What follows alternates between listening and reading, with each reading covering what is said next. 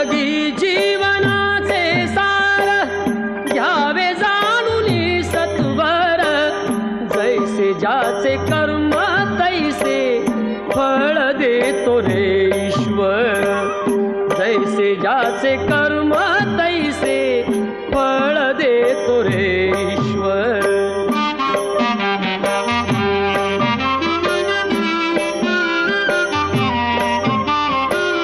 क्षणिक सुखासाठी अपुऱ्या कुणी हो